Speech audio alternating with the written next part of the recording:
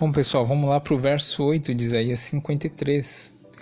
Me otser umi mishpat, lukak ve'et doro mi yezo tiak, ki nigzar me eretz chaim, mi pechá ami nigalamu. Olha só o que diz aqui. Pela opressão e pelo juízo foi tirado, e sua geração quem mencionará? Pois ele foi cortado da terra dos viventes, e pela transgressão do meu povo houve ferimento para eles. Aí muita gente questiona, quando Israel foi cortado da terra dos viventes, que não sei o que? Gente, pelo amor de Deus, isso daqui é um cântico.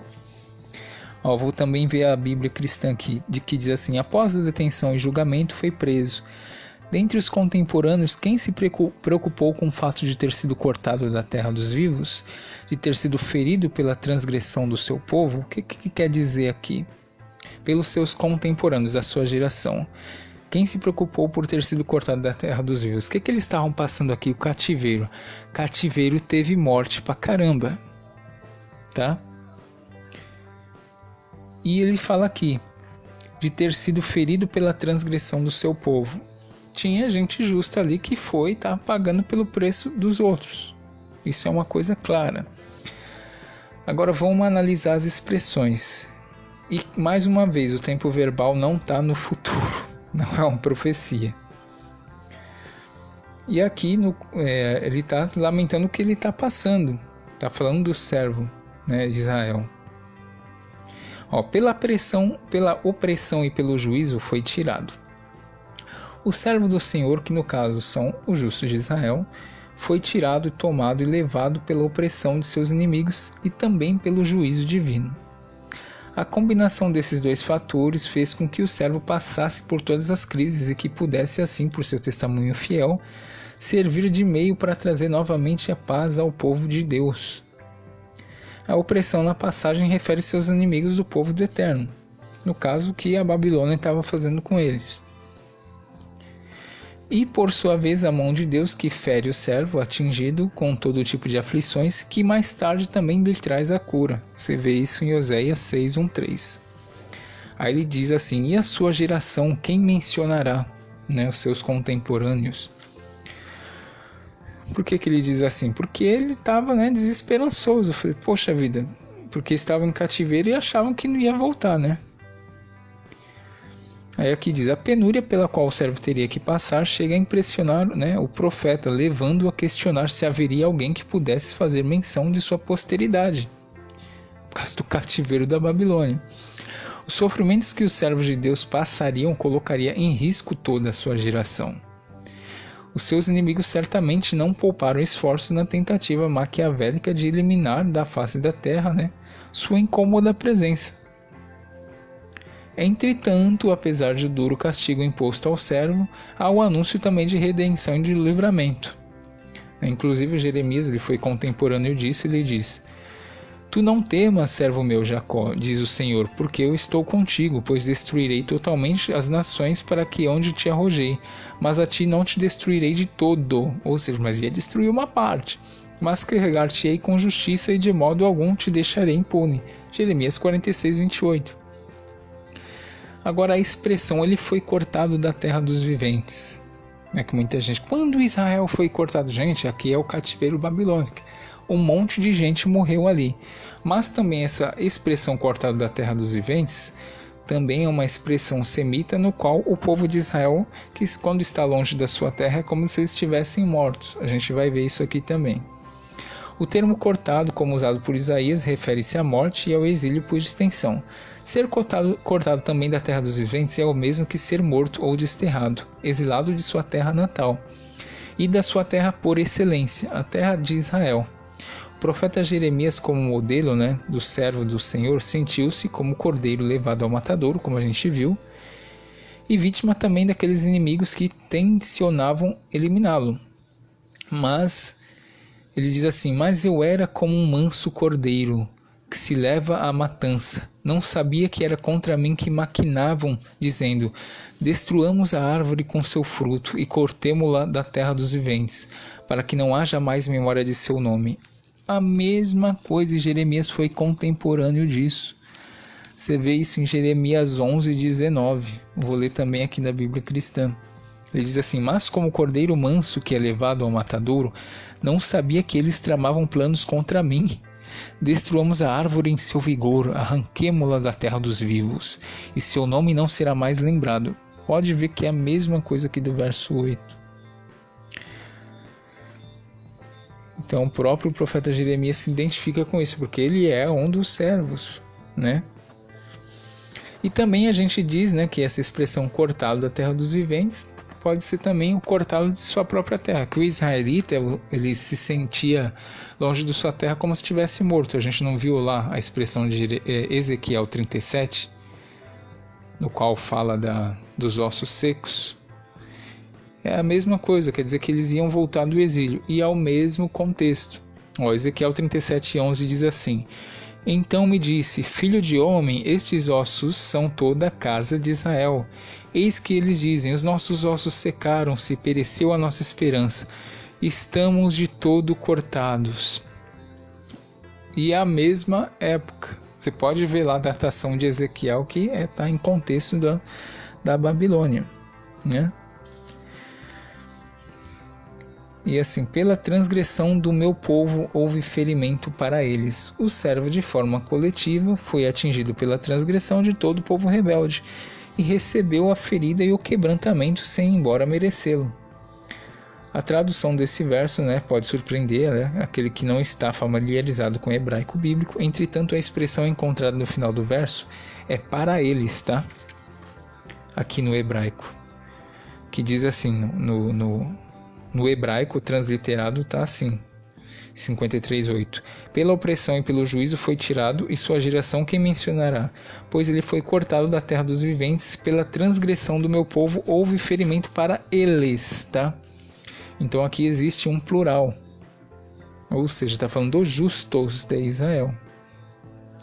Então, para quem não conhece essa expressão, né, para eles traduz-se do termo lamô, que a gente acabou de ler aqui, lamô. Eu vou também colar os textos em hebraico transliterado para vocês verem. A expressão lamô, essa expressão hebraica é encontrada em cerca de 20 versos nas escrituras. Você vê isso em Jó 24:17, Salmos 88:8, onde a mesma é vertida, né, até pela Almeida, né, como para eles. Só aqui que eles colocam para ele, né? Mas esse daí é uma expressão plural, tá, pessoal? Para quem não sabia, infelizmente isso é plural. No caso do texto, né, de Isaías 53:8, né, infelizmente, né, a expressão para eles em algumas versões ficou para ele, né, para dar ênfase àquilo que as pessoas querem pregar. Bom, falando de Jesus agora. Jesus ele foi levado pela opressão dos inimigos do povo de Deus, pois ao contrário dos profetas das Escrituras, ele não denunciou o opressor estrangeiro. Muito pelo contrário, ele falou: dai a César o que é de César. Então ele não lutou pelo povo dele. Por exemplo, como é que eu vou dar um exemplo aqui, a gente está no Brasil. Chega o presidente da França, Emmanuel Macron, ele quer pegar a Amazônia. Ele domina a Amazônia e a gente ainda tem que pagar imposto para ele. É justo? Aí o Bolsonaro chega e fala: ó, daí é o Macron o que é do Macron. Peraí, mas não é do Macron isso daqui. E outra, daí a César o que é de César? Pô, os caras invadiram o país, então não é justo, não é correto. Então, aqui eu vejo que não tem nada a ver com ele, né? E pela opressão e pelo juízo foi tirado e sua geração quem mencionará? Oxe, o que é mais mencionado é ele por aí. Foi cortado da terra dos viventes, a gente já explicou isso. Todo ser humano morre, então você pode aplicar isso daqui a qualquer ser humano. E pela transgressão do meu povo houve ferimento para eles e não para ele, né? Embora muitas pessoas querem jogar isso aqui para ele, pelos pecados das pessoas ele levou a transgressão sobre si, ele foi ferido por nós, mas não, isso daqui lamô é para eles.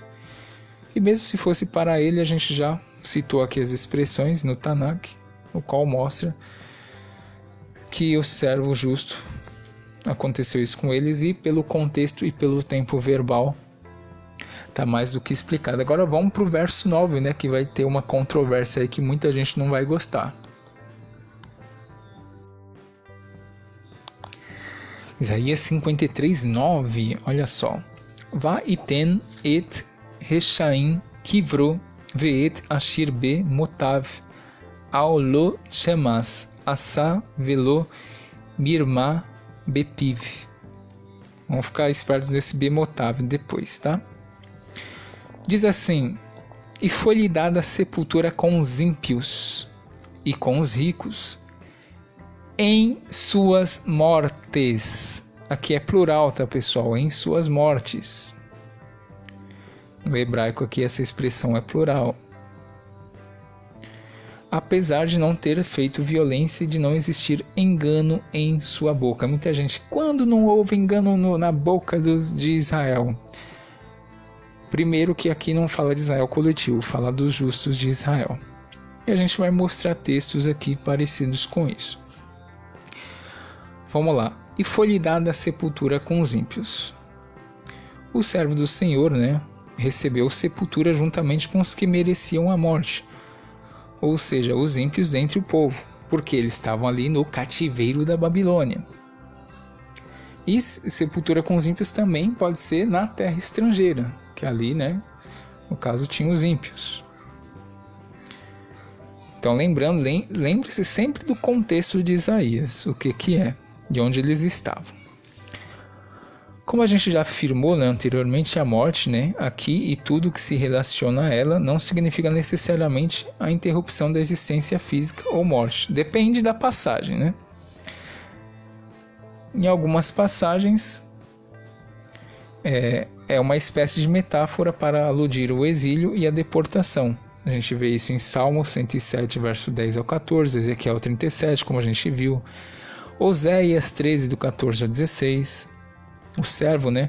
Os justos entre o povo foi ao exílio e, em certo sentido, deram-lhe sepultura juntamente com os malévolos. Ou seja, muita gente justa morreu ali com o pessoal da Babilônia, ou também com os próprios injustos do meio do povo.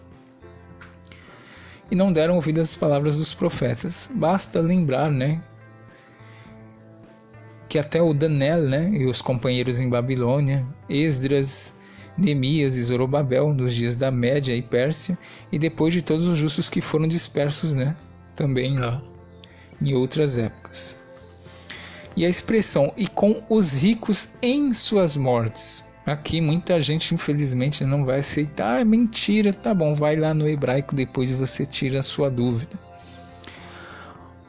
O pobre, não necessariamente no sentido econômico, é às vezes colocado em oposição ao rico, ao mais favorecido. Diz o salmista que o ímpio persegue furiosamente ao pobre. Salmo 10, verso 2.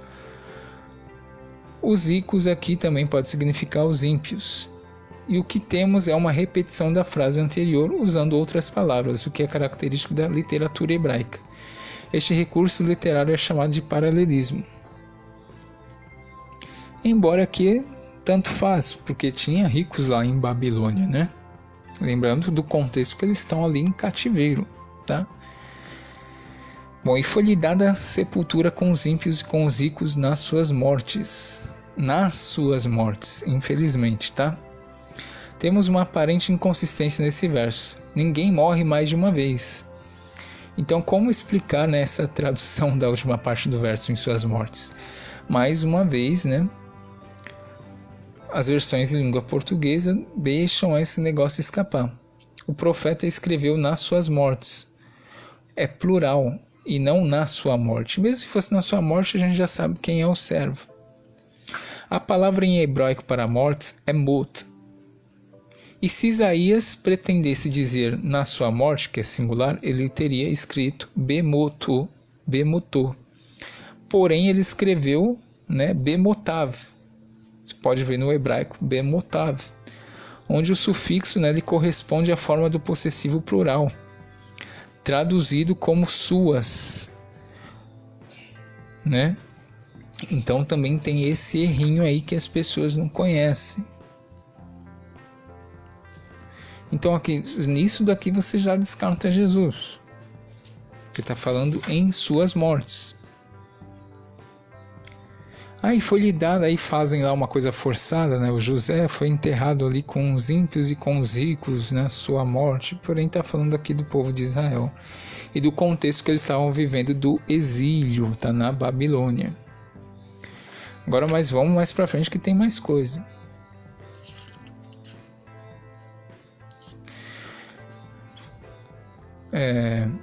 Aqui que muita gente vai questionar. Apesar de não ter feito violência e de não existir engano em sua boca. O salmista, né, afirma que embora o servo justo e remanescente de Israel não tivesse se esquecido de seu Deus, jamais agido de forma falsa contra o pacto. Todo aquele mal, né, o exílio, lhe sobreveio. Aí muita gente, mas quando que Israel, né, não teve engano, etc e tal. Lembrando que aqui está falando dos justos de Israel e não coletivamente, tá? Vamos lá, voltar para o Salmo 44. O que diz lá o Salmo 44, o salmista? Vamos ver aqui. Salmo 44, se eu não me engano, acho que foi o verso 18, né, que a gente leu. Só para refrescar a memória aqui. Verso 16, Salmo 44. Minha desonra está o dia todo à minha frente, e a vergonha cobre a minha face, pelos gritos de ultraje e de blasfêmia, na presença do inimigo do vingador. Aconteceu-nos tudo isso, e não te esquecemos, nem traímos a sua aliança. Nosso coração não voltou atrás, e nossos passos não se desviaram do teu caminho.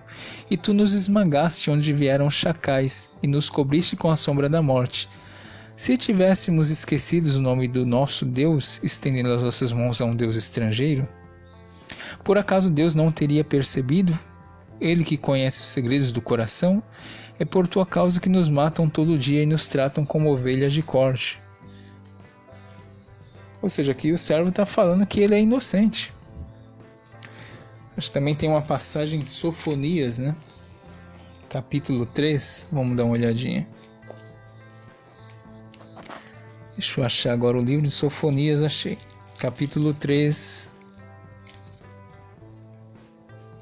verso 13, que diz: o resto de Israel, né, aqui acho que está falando do pessoal do norte, eles não praticarão mais a iniquidade, não dirão mentiras, não se encontrará em sua boca língua enganosa. Sim, eles apacentarão e repousarão sem que ninguém os inquiete. Aqui está falando de Israel. Ou seja, aí as pessoas vão falar, quando que não houve? Israel não fez isso, não fez aquilo. Porém, aqui está falando do servo justo de Israel. E a gente vê aqui no próprio Salmo que ele se identifica como inocente. Sofonias 3,13 também está falando do servo lá, está falando de Israel, parece que é da tribo do norte. Então a gente tem todas essas coisas. E quanto a Jesus, vamos ver. Ele morreu e foi sepultado. A gente já viu que isso daqui, o verso 9, é uma referência a mortes, né? E não a morte, é um plural. E quanto não teve engano na sua boca, isso eu não posso falar do cara, porque eu não conheci. Porém, o Novo Testamento traz ele como se fosse uma pessoa perfeita. Então, é claro que a literatura cristã aplica a Jesus, porém a gente também tem referências a Israel. E lembrando sempre o contexto Babilônia, o contexto do servo e o tempo verbal. Ele já está falando de uma coisa que ocorreu e o plural aqui já quebra tudo isso. Então a gente já vai para o verso 10. Vamos para o verso 10. Vou ler da primeira tradução cristã. Diz assim na tradução cristã: mas o Eterno quis esmagá-lo pelo sofrimento. Porém, se ele oferece a sua vida como sacrifício, certamente virá uma descendência. Descendência a gente sabe que é, né? prolongará seus dias, e por meio dele o desígnio de Deus triunfará. Mesmo na tradução cristã aqui, fala que quis esmagá-lo pelo sofrimento, porém se ele oferece a sua vida como sacrifício, certamente virá uma descendência. Descendência aqui é semente, tá, pessoal? Descendência física. E prolongará seus dias. Ele morreu, não morreu? Então já não se encaixa. Prolongará seus dias por quê? Porque Israel permanece até hoje. E por meio dele o desígnio de Deus triunfará. Mas agora vamos ver do hebraico. Va Adonai Shafetz Dakeo Resheli In Tassim Hashem Nafsho Ir e Zerá. Essa expressão Zerá. Yarik Yamin Ve Shefetz Adonai Be Yado Itzlak. E ao Senhor agradou feri-lo, fazendo-o adoecer. Se ele imputar culpa à sua alma, ou seja, ele tinha que reconhecer a sua culpa, verá sua descendência, prolongar os seus dias, e a vontade do Senhor prevalecerá pela sua mão. O que ele quer dizer aqui? Que o Senhor agradou feri-lo, a gente já sabe, fazendo adoecer se ele imputar a culpa à sua alma, ou seja, se ele reconhecer os seus erros. Não se encaixa em Jesus isso daqui, porque ele não foi perfeito.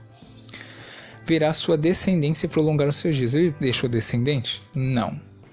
Então aqui está falando de Israel que ele ia, né, se prolongar, ter descendência. Inclusive o próprio Jeremias mandou eles, né, procriarem lá no cativeiro. E a vontade do Senhor prevalecerá pela sua mão. Bom, vamos lá. As expressões. E ao Senhor agradou feri-lo. Sabemos pelo profeta Oséias, que foi o Eterno que feriu Israel, seu servo, e é ele mesmo quem os cura. Vinde e tornemos para o Senhor, porque ele despedaçou e nos sarará, fez a ferida e nos la atará. Oséias 6:1. A expressão, se ele imputar culpa à sua alma. A gente nota que a tradução da frase deixa claro que o servo não tem culpa, mas se ele imputar culpa a si mesmo, verá a sua descendência e prolongar os seus dias. Ao longo do texto bíblico, a gente vê, né, os profetas e os justos entre os israelitas assumindo e tomando sobre si a culpa que não tinham pelos pecados do seu povo. Né? Inclusive até lá o mensageiro lá do livro de Daniel, ele diz assim: eu, pois, dirigi o meu rosto ao Senhor Deus para o buscar com oração e súplicas com jejum e saco e cinza. E orei ao meu Senhor Deus, e confessei e disse: pecamos e cometemos iniquidades, procedemos impiamente, e fomos rebeldes, apartando-nos dos teus preceitos, das tuas ordenanças. Daniel 9:3-5. E Jeremias também, embora inocente, assim como Daniel, ele assumiu a culpa do povo. Ele diz assim, Lamentações 3:42. Nós transgredimos e fomos rebeldes. Né? Agora a expressão verá sua descendência prolongar os seus dias. Você vê isso em Salmos, né? Afirma que os justos florescerão como a palmeira, Salmos 92:12. Isto é, a descendência, né, permanecerá para sempre. O Senhor promete preservar os seus santos, Salmos 37:28. E seus dias serão como os dias da árvore, Isaías 65:22. A vontade do Senhor prevalecerá pela sua mão, através do sofrimento infligido ao servo. A vontade de Deus finalmente prevalecerá. Sabemos, né, que Israel ele foi posto por luz das nações, de acordo com Isaías 42:6, que a gente já mostrou claramente que é Israel, Isaías 49:6 também. Ao perceber a penúria e a aflição, né, do servo, né, do propósito do servo do Senhor, as nações serão finalmente compelidas, levadas a entender o propósito do eterno Deus. Assim o véu posto sobre o entendimento, né, dos estrangeiros será levantado. E o próprio Isaías 25:7 diz, né, lá no cativeiro da Babilônia. E os povos do mundo buscarão a Deus através do povo judeu. Você vê isso lá, né, essa expressão lá em Zacarias 8:23, né, que 10 homens, 10 nações pegarão na veste do judeu e o seguirão, porque reconhecerão o Eterno está convosco. E reconhecendo que só herdaram mentiras e ilusões. Você vê isso em Jeremias 16:19-20, que também é uma alusão lá na época do cativeiro, que os outros povos vão reconhecer. Então aqui a gente tem claras, né, alusões ao povo de Israel. E aqui o termo descendência, zerá, é descendência, tá? Vamos lá falar de Jesus agora. Todo mundo vai concordar que Deus se agradou com a execução sobre ele? Bom, o que dizer da frase, se ele imputar culpa à sua alma? No caso, ele nunca se sentiu culpado. Muito pelo contrário, ele sempre falou que não tinha pecado. Você vê isso em João 8,46. E descendência, ele deixou alguma descendência? Descendência espiritual, filhos espirituais. Não, pessoal, aqui é descendência física mesmo.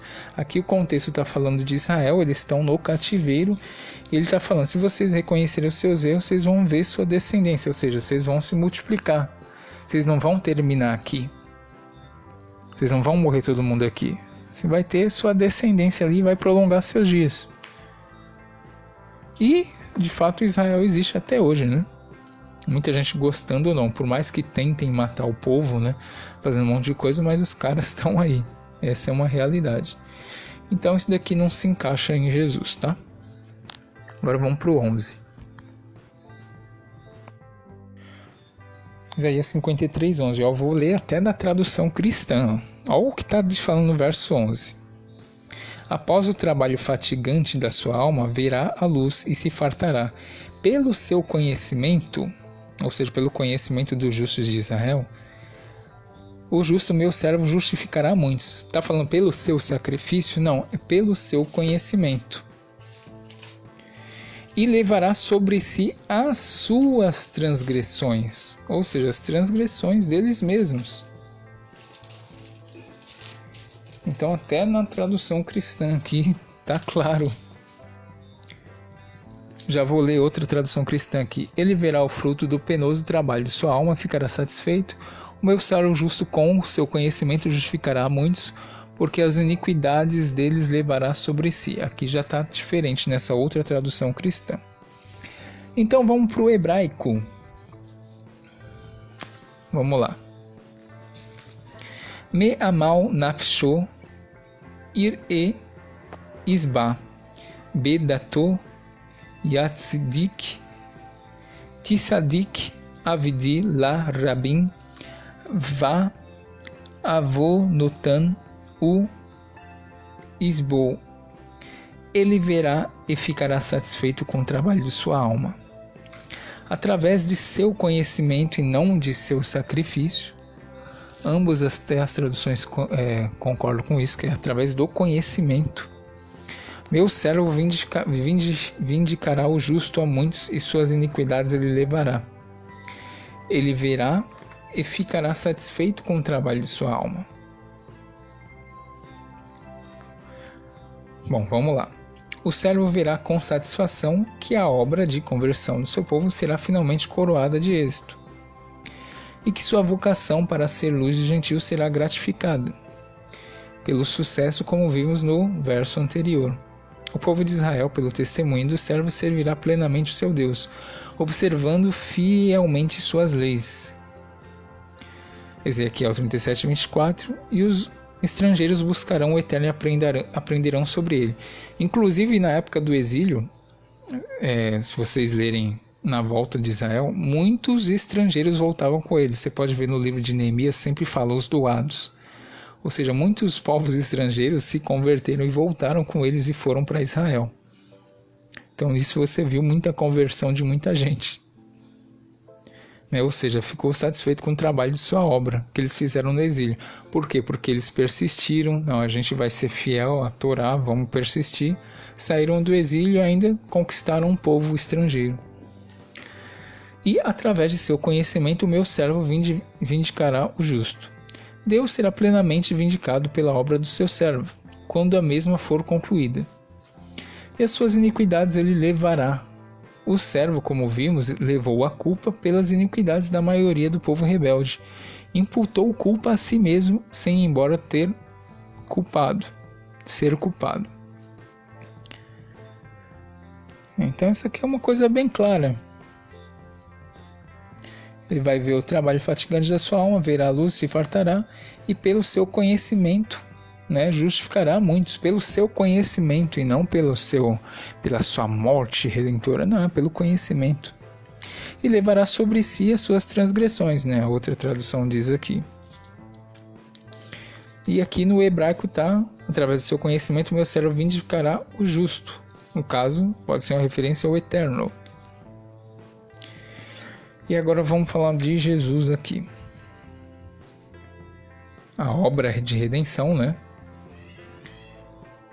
Que infelizmente terminou em tragédia e aniquilamento do povo de Israel.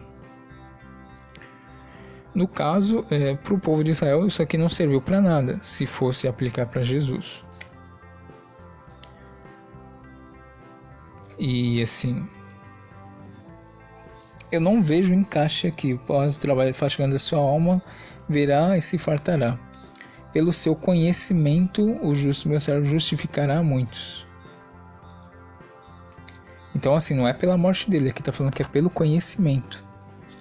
E estranho que fala que levará sobre si as suas transgressões. Então eu acho que não tem nada a ver com ele, né? Eu acho que combina mais com Israel isso daqui. E como eu conheço o contexto do exílio, eu sei que realmente eles conquistaram muitas pessoas lá pelo trabalho que eles fizeram, né, de não caírem na tentação das culturas do outro povo, dos outros povos. Permaneceram fiéis, voltaram e ainda trouxeram pessoas com ele. Com isso ficaram satisfeitos, né, com o trabalho de sua alma. Você pode ver o livro de Esdras, de Neemias, na volta do cativeiro, que vieram estrangeiros com eles também. Então vamos para o verso 12, né, e terminar isso daqui. Bom, vamos lá, o último verso, né? Tô ficando até rouco. Isaías 53, 12. Laken Ashalek lo varabim veet atsumim yekalek shalal tashat asher herak lamavet nafsho veet peshaim nin na vehu shet rabim nasavela pushem Yafidya. Portanto, eu lhe darei parte com os grandes, e ele repartirá os poderosos como despojo. Aqui é despojo de guerra, tá, pessoal? Lembre-se do contexto que eles estão lá em Babilônia, eles estão numa guerra. Pelo que derramou sua alma na morte, e foi contado com os transgressores e levou o pecado de muitos, e pelos transgressores intercederá. Ou seja, o justo de Israel pagou pelos pecados dos outros, né? Porque eles também se deram mal ali. E muitos morreram, porque ali é um contexto no qual eles estão em cativeiro. Bom, vamos lá para as expressões. Parte com os grandes, repartirá os poderosos como despojo. A recompensa do servo será ver com satisfação que o povo de Deus e consequentemente o próprio Eterno serão finalmente vindicados, e as grandes nações, ao reconhecerem isso, trarão dádivas e honras, né? Você vê isso em Isaías 60, do verso 6 ao 9. E os filhos de Israel despojarão aqueles que antigamente os despojaram. Você vê isso em Ezequiel 39, 10.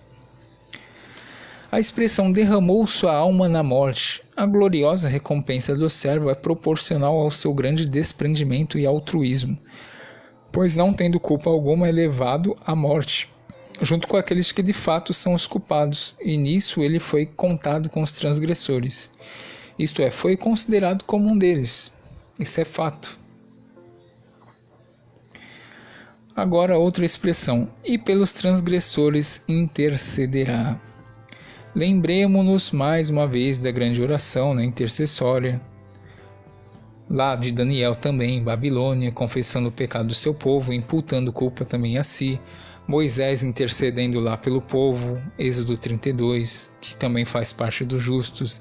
Jeremias fez exatamente isso ao compor o livro de Lamentações, você vê isso em Lamentações 3,42, intercedendo pelo povo. O verbo interceder está aqui no intercederá. Está aqui no futuro. Cadê? O verbo interceder está aqui no futuro por uma razão bem simples. A intercessão do servo não está restrita apenas ao passado. O profeta vislumbra por todo o capítulo 53 as penúrias e os sofrimentos pelas quais o servo ainda passaria, né? E lembrando que isso daqui é um cântico, né, pessoal? Nem tudo precisa ser literal.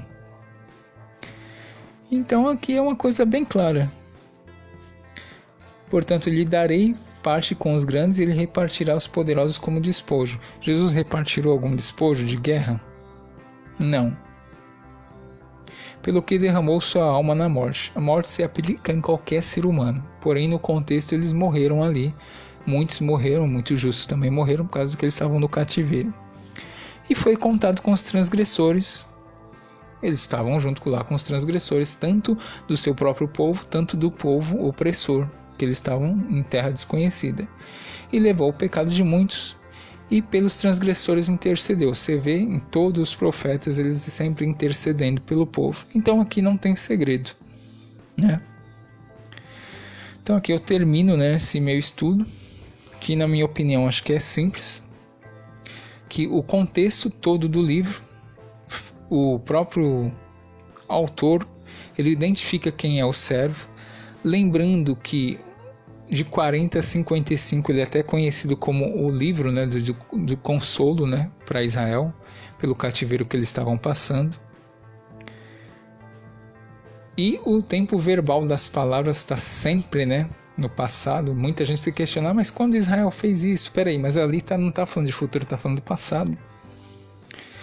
E entendendo o contexto, sabendo quando foi escrito, o que eles estavam passando, sabendo quem é o servo, dando uma volta pelo livro, lendo o capítulo 52 anteriormente, que você vê que é uma continuação.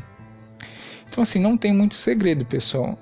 Basta deixar o texto falar por si próprio, você fazer as comparações com o que o povo passou e pegar pela própria Bíblia hebraica expressões parecidas. Então é uma coisa simples. Aqui não está falando de profecia, que ia vir alguém que ia fazer isso, não. O próprio profeta, ele identifica quem é o servo. E lembrando que isso daqui são cânticos, tá, pessoal? São cânticos. E é importante respeitar o tempo verbal. Muita gente fala, mas o tempo verbal não conta. Ah, não conta? Tá bom, vou interpretar o Novo Testamento do jeito que eu quiser. Posso falar que Jesus não veio ainda, que não nasceu. Mas ali está falando bem claramente que ele nasceu, olha o tempo verbal. Ah não, mas eu não preciso respeitar o tempo verbal. Também vou falar que ele não morreu. Mas ali está falando que ele morreu. Não, mas eu não vou respeitar o tempo verbal. Então, se a gente não respeitar o tempo verbal, isso traz grandes problemas de interpretação. É crucial respeitar o tempo verbal para você falar o que a pessoa, você decifrar o que a pessoa está falando. Não só o tempo verbal, como o contexto do que está acontecendo ali na época. O que faz muito sentido. E a gente conhecendo até a divisão do livro, a gente sabe que isso daqui são cânticos, né, de consolação ao povo de Israel. No princípio ele está se questionando, né, se lamentando, falando, achando que não ia ter vivos, né, do cativeiro, mas no final aqui você vê uma palavra de consolo. E você vê dos 54 até os 55 vai estar falando de Israel e dando uma palavra de consolo a eles. Então assim, para mim é uma coisa bem clara. Mas assim, vamos deixar a religião de lado e se perguntar. Vamos deixar assim, mas fulano interpreta assim. Vamos começar a pensar. Quem que o Isaías está falando? Quem é o servo no contexto do livro? Se ele já identifica o servo 1, 2, 3, 4, 5 vezes, não faz sentido. Por que só o capítulo 53 vai ser outro servo? É o mesmo. É o mesmo do capítulo 52, é o mesmo dos capítulos anteriores. E lembrando, pessoal, não existia divisão de capítulos e versículos. O pessoal já tinha o contexto disso aqui, eles já sabiam o que eram. E o povo da época já sabia que era para eles ali, para os fiéis permanecerem fiéis do cativeiro da Babilônia.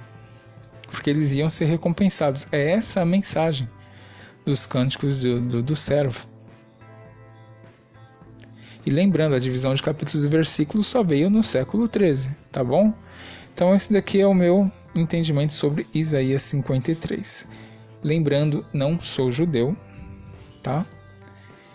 E eu acho que eu fui muito honesto na minha colocação, porque eu respeitei o que está escrito, respeitei o tempo verbal e respeitei o personagem que o profeta falou quem é o servo. Isso é bem claro. Tá? Você não vê ele falando que o servo é Messias ou alguém que ia vir no futuro. Ele mesmo fala que é Israel, Jacó. Tá? E os que estavam corretamente, que estavam firmes ali no cativeiro da Babilônia, obedecendo o Eterno. Paz para todos aí.